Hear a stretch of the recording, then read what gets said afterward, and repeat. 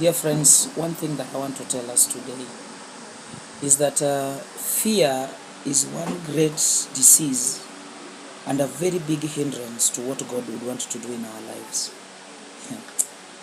When you fear about the things of life, you fear over what will happen to you tomorrow, you fear over what will happen to you today, in any time.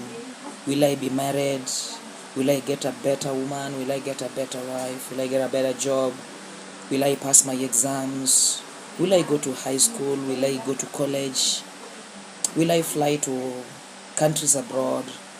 Will I qualify elections, even if you are a politician?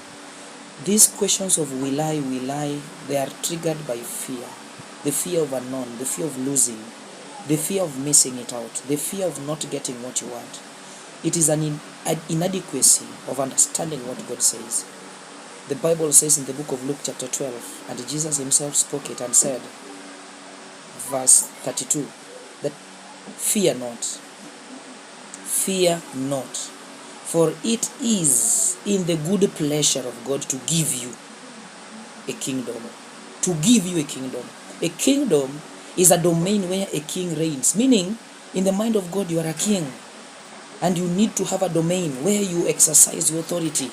So God is going to give you a domain to exercise your authority. It can be a financial domain to exercise your financial authority. It can be a spiritual domain where you are exercising your spiritual authority. And it can even be a combination of both.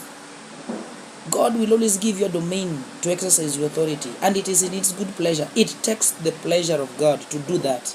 So it means that it makes God sad when you miss out a domain to exercise your kingship.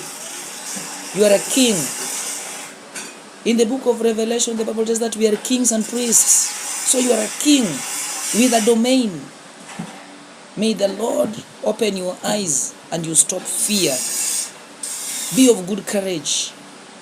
When God gave Joshua a domain, he told him, be of good courage. Fear not. So fear must end in the year 2025 as we are approaching 2026, because 2026, God is taking us to our domain. Shalom.